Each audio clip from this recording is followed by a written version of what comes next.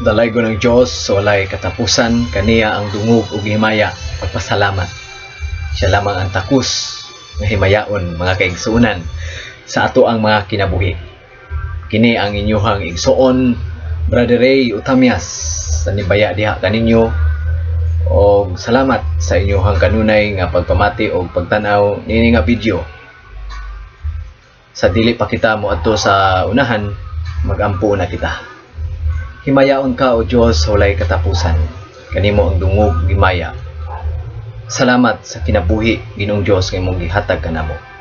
Salamat sa kaluwasan nga imong gihatag ni kanamo, Ginoo. You are a giver of life. You are the source of everything, Lord. This among tagatag sa kinabuhi, Ginoo. Usa angayan kang pasalamatan. Ituboy, Ginoong Diyos.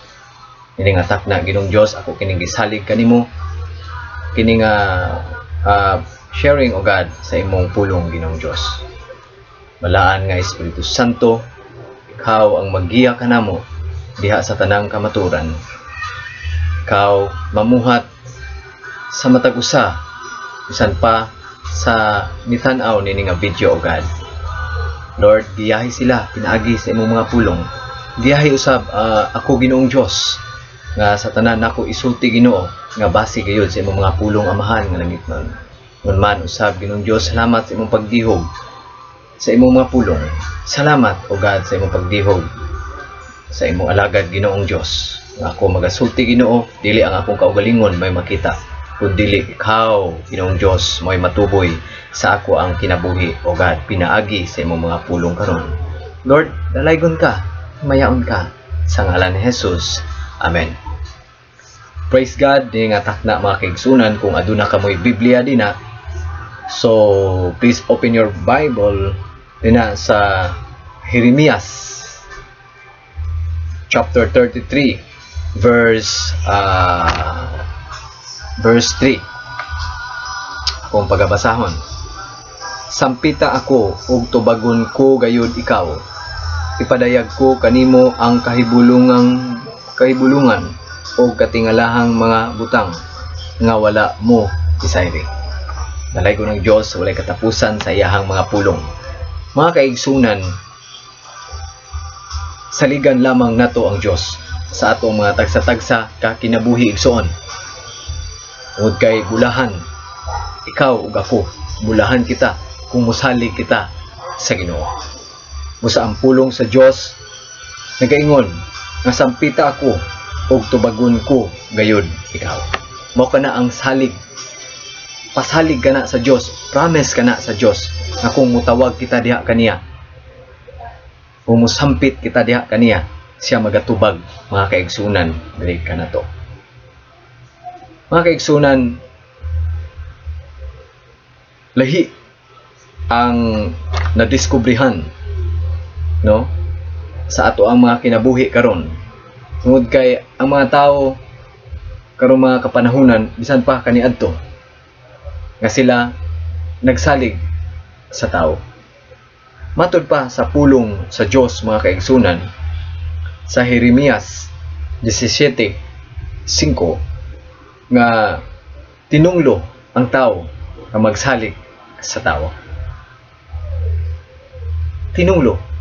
But pasabot nga kung musalig ka sa tao, sa isig ka tao nimo, tinunglo.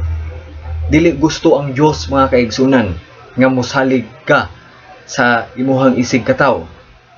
Kay tungod kay ang Diyos mabughuin, means siluso ang Diyos. Gibuhat ka sa Diyos aron musalig ka diha kaniya. Apan ang hitabo, mga kaigsunan, gibuhat ka sa Diyos apan nisalig ka sa imuhang kaugalingon. Nisalig ka sa imuhang kaalam. Nisalig ka sa imuhang silingan, sa imuhang isig ka tao. Apan wala ka nisalig sa Diyos. Mas nisalig ka sa tambal kaysa Diyos. Nisalig ka sa doktor, apan wala ka nisalig sa Diyos. Mao kana, mga kaigsunan, nga angayan nato nga bantayan sa tagsa-tagsa nato kakinabuhi. Ikaw, kitang tanan, bantayan nato igsuon nga kita nga magtutuo diha sa pulong sa Diyos. Bisan pa ikaw igsuon nga namati karon, saligi ang Diyos. kay tinunglo ang tao nga magsalig sa tao. Kung ang tao mga kaigsunan ang iyang gisaligan, ang iyang mga resources, iyang bahandi, no? Sumuna mga kaigsunan nga matod pa sa ato ang gibasa, no? Sampita ako ug tubagon ko gayud ikaw. Giimbitar ikaw sa Dios nga ato siyang tawgon, ato siyang saligan sa ato ang mga kinabuhi. Kay nasayod ang Dios mga kaigsunan, walay laing dalan, walay lain atong kapaingnan. Only Him, only God. Nagaingon ang iyang pulong, I am the way, the truth, and the life. So siya lamang igsuon. Musa, diha kaniya kita mushalig mga kaigsunan. No, adunay parabulo sa Biblia nga adunay duha ka tawo nga ang usa ka tawo naghimo og balay ug dito niya gibutang sa balas. Aduna usa ka tawo nga naghimo og balay nga didto usab niya gibutang sa bato. Niabot mga kaigsunan ang bagyo. Apan ang maong balay nga natukod o gibutang didto sa maong balas, napapas, nawala, naguba. Apan ang balay nga natukod dito sa bato, nagpabilin mga kaigsunan. So, asa ba dito mga kaigsunan ang nagsalig sa Dios? Katubang balay nga natukod dito sa balas o katubang balay nga natukod dito sa bato. Klaro kaayo nga ang balay nga natukod dito sa bato kay tungod kay ang bato mao si Ginoong Hesus. Mao kana mga kaigsunan nga ang ato ang mga kinabuhi gikinahanglan nga matukod diha sa Dios, kay ang balay nagrepresentar og tao, ang bato nagrepresentar sa Dios. Gikinahanglan nga ikaw ug ako kitang tanan igsuon, gikinahanglan nga ato ang pagsalig na alamang diha sa Ginoo, wala sa butang nining kalibutana. Yes, nagkinahanglan ta sa butang nining kalibutana, apan dili nato ibutang ang ato ang pagsalig sa kabtangan nining kalibutana. Kay ang kabtangan nining kalibutana mga kaigsunan mahanaw lamang. Busa igsuon ato ang saligan ang Dios ato ang mga kinabuhi. Kay walay lain nato nga galampanan sa atong mga kinabuhi. Ang Dios lamang. Sa panahon nga magka-problema ikaw, sa panahon nga dagko ikaw problema, asa man ka mudagan? Ayha ra ka mutawag sa Dios kung daghan na ang problema, daghan nagbalatian. Kay ngano man gitagaan man ka sa yawa ug problema, gitagaan man ka sa yawa ug sakit. Mao kana mga kaigsuunan nga gikinahanglan nga ang ato ang mga kinabuhi ato lamang isalig diha sa Dios, kay wala jud kitay mahimo sa kaugalingon natong kusog, not by might nor by power, but through the Holy Spirit nga may maggiya kanato diha sa tanan nga kamatuoran mga kaigsunan. Ang kamatuoran mga kaigsunan nga ang principle sa Ginoo nga musalig lamang kita diha sa Dios, walay lain. Kung musalig ikaw sa tao, principle kana sa yawa. Apan sa Biblia igsuon gitudloan gigiyahan kita nga musalig lamang kita sa Dios, kay tinunglo ang tao nga magsalig sa tao. Apan bulahan ang tao nga musalig sa Dios, kay iyaha ang tanan. So iyaha ang tanan. Unahon nato pagpangita ang gingharian sa Dios ug ang iyang pagkamatarong ug ang tanan iyahang igahatag kanato mga kaigsunan.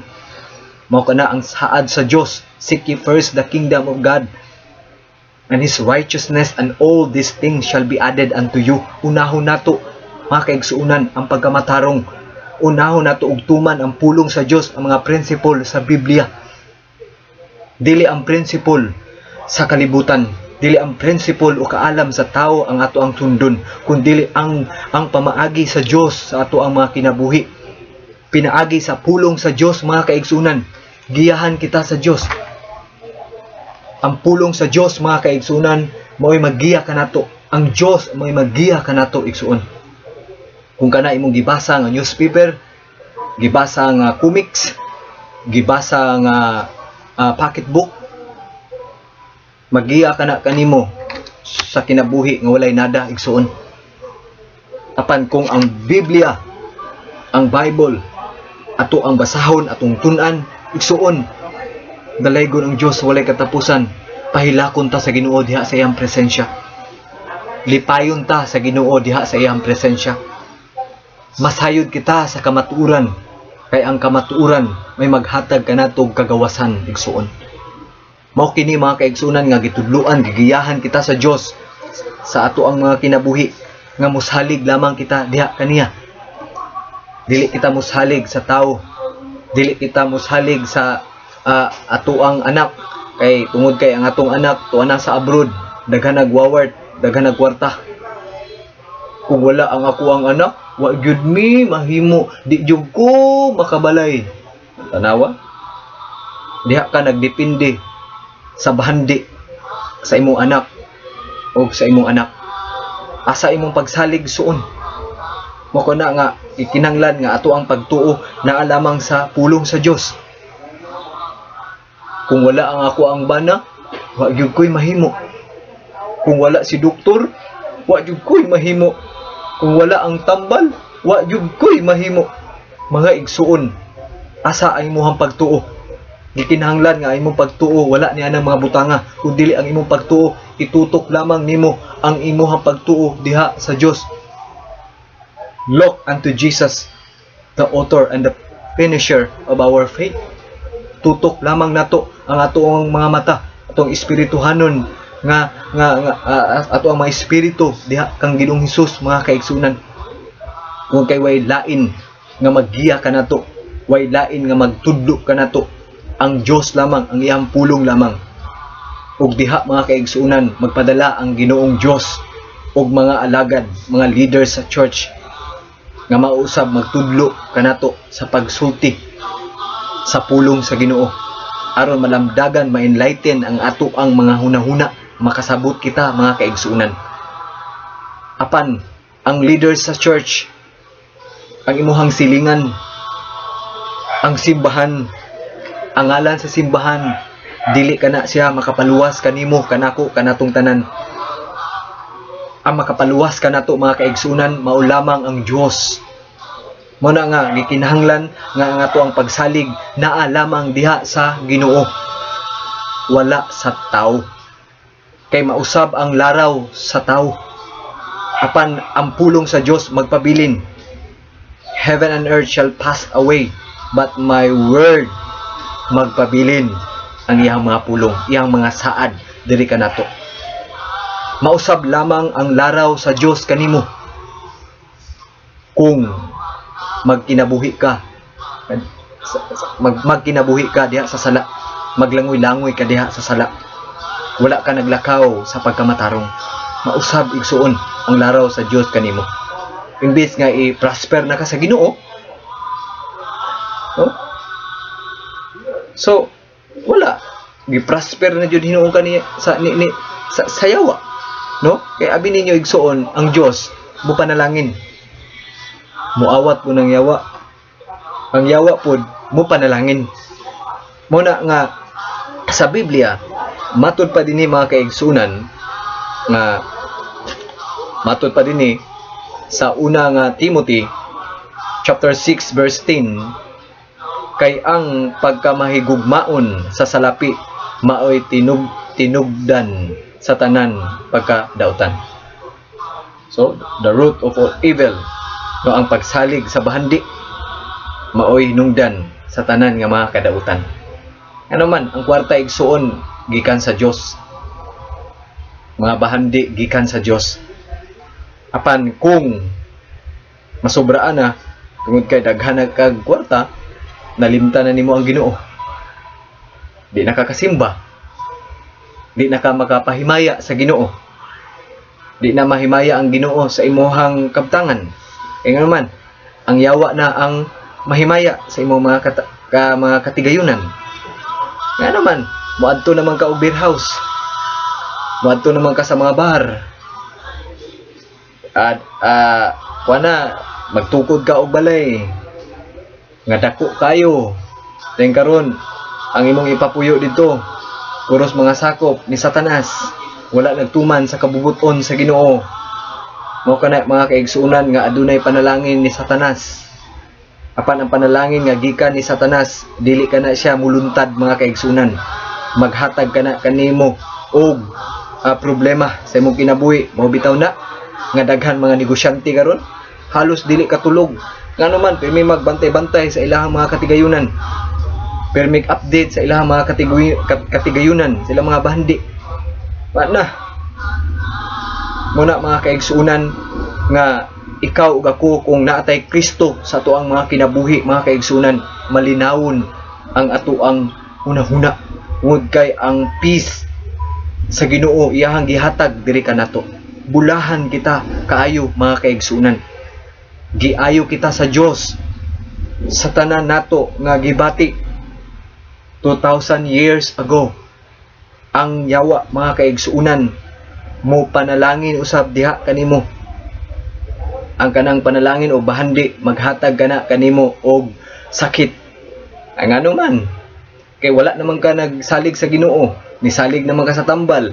So karon nalang kay gibati nga sakit sa ulo.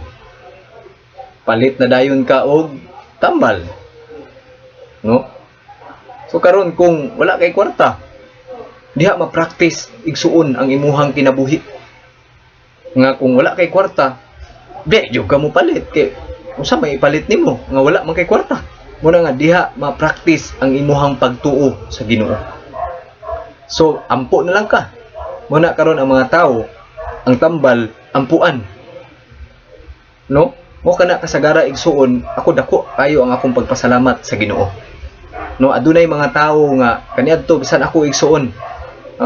Bisag ako ang tambal ampuan. Karon imnon. Dayon na-cure ka sa imong gibati, naayo ka sa imong gibati. Karon ang pangutana, kinsa bay gaayo kanimo? Ang tambal ba o ang Ginoo? Mao kana siya mga kaigsunan ang pangutana. Ang tambal giampuan, gitik, naayo siya sa iyahang gibati. Dayon karon ang pangutana, kinsa bay gaayo kanimo? Ang tambal ba o ang Ginoo? Igsuon ang nag-ayo kanimo dili Ginoo, tambal. Aron kana masabtan ninyo mga kaigsunan. Magbasa ta sa Biblia, sabto nato og maayo. My people perish because of lack of knowledge. Nalaglag ang akong katawhan tungod sa kakulang sa kahibalo. Pasanginlan pa nila ang Ginoo nga mo'y naghatag sa ilaha og balatian. No? So muna nga wala sila pagsalig sa Dios. Muhatag baday ang Ginoo og balatian. Nianhi manggani ang Ginoo aron sa paghatag og kinabuhi. Pero muhatag na hinuon ang Ginoo og balatian. Ang yawa igsuon ang muhatag og balatian kanimo. Kay nganuman ang imong pagsalig wala na sa Ginoo. Ni distansya na. Nilayo na ka sa presensya sa Ginoo. Muna nga daghan kag bation. Daghan malas sa imong kinabuhi. Daghan problema sa imong kinabuhi. Bisan daghan ka og kwarta, apan kay malas kayo. Ano man nilayo naman ka, ang imong pagsalig wala na sa Ginoo. Tuan na sa imong bahandi. No, mo kana mga kaigsunan nga pasanginlan pa nimo ang Ginoo. Pasanginlan pa nimo nga ang balatian gikan sa Ginoo.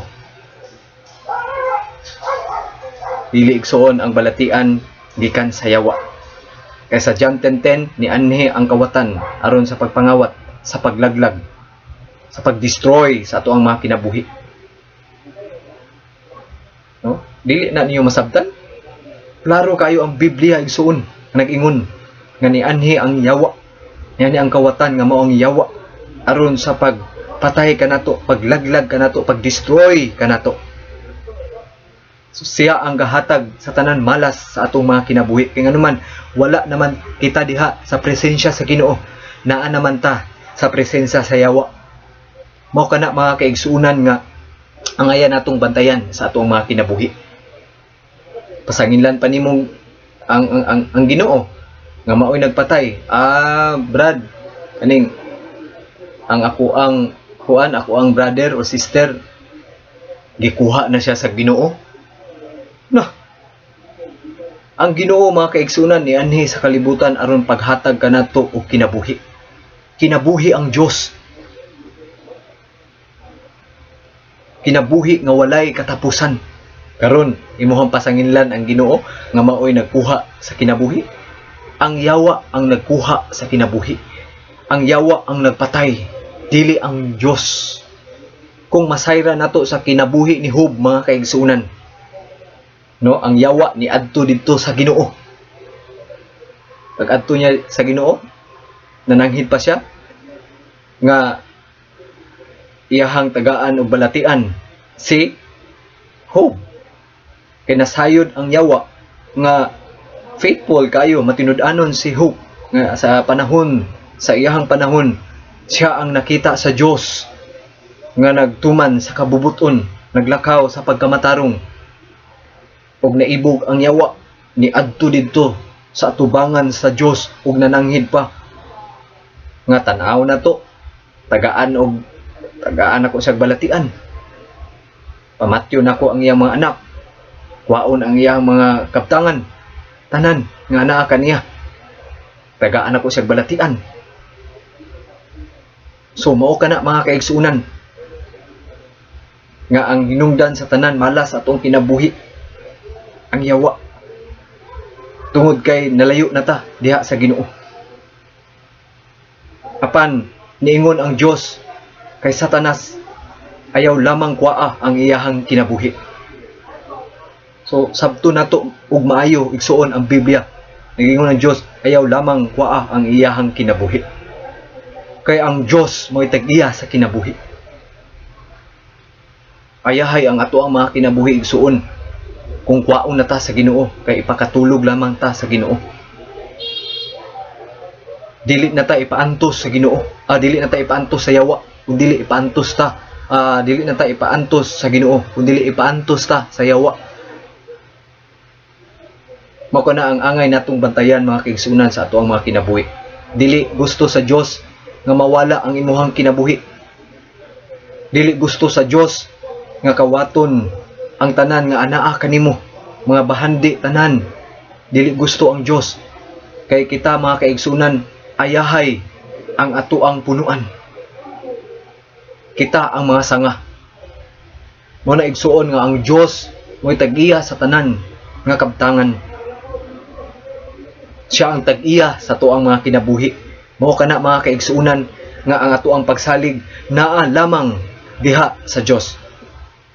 Matud pa sa Roma 10:11 nga whosoever believeth on him shall not be ashamed. No? Kung kinsa katong magsalig kaniya, dili gayud maulawan mga kaigsunan. Dili gayud mapildi. Tungod kay naa ang Dios nga kanunay nagbantay kanato. I will never leave you, forsake you, even into the end of the world. Mao kana mga kaigsunan, ayahay kaayo ang atoang mga tagsa-tagsa ka kinabuhi. Gikinahanglan igsuon nga ang atoang pagsalig na lamang diha sa Ginoo. Wala sa imuhang igsuon, wala sa imong brother o sister sa mga butang nining kalibutana. Kay ang tanang butang igsuon idugang lamang kana sa Dios, kung makita sa Dios nga matinud-anon ka igsuon. Aware lang sa tanan kung ang Dios mo panalangin, everlasting ang iyang mga panalangin. Apan ang yawa kung siya ang mo panalangin, maghatag siyag malas sa imong kinabuhi balatian. Muna nga ang mga tao karon magtigom og mga bahandi. Kay nag-anticipate man sila nga magtigom ta og bahandi sa bangko. Kay basin di ay og magdaot. Basin di ay og kuan kaning maabot ang mga katalagman. Na. Di mo abot jud ang katalagman. Kay gi-anticipate man nimo.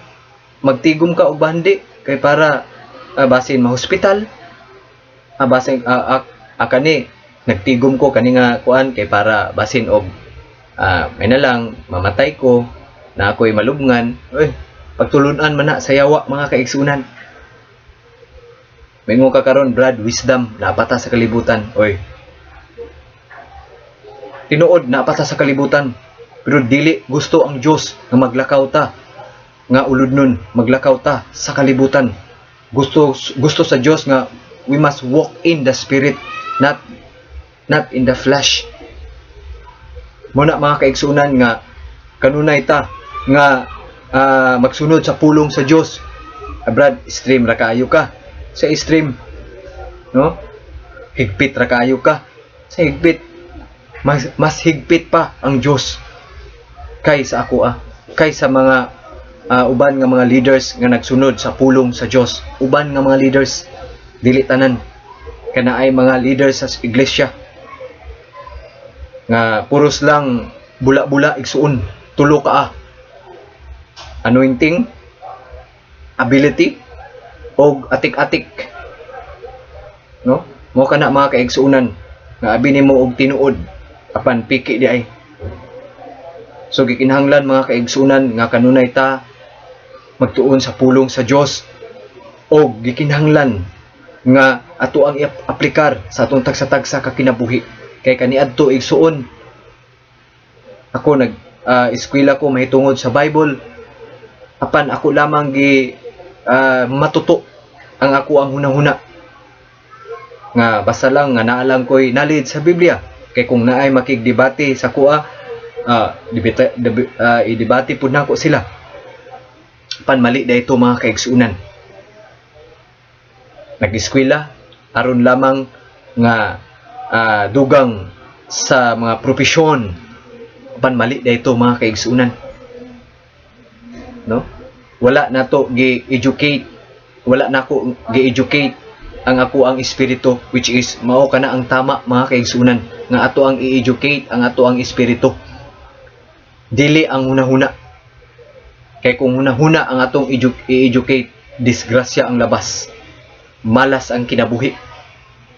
Mao kana mga kaigsunan nga dako ang akong pagpasalamat sa alagad sa Ginoo nga mao'y nagmentor kanako, na mao'y nagmentor kanamo nga mga estudyante, si Pastor Alfred Kaslam. Dako ang akong pagpasalamat sa Ginoo sa iyang kinabuhi mga kaigsunan, nga nabuksan ang ako ang espirituhanon ng kinabuhi, no?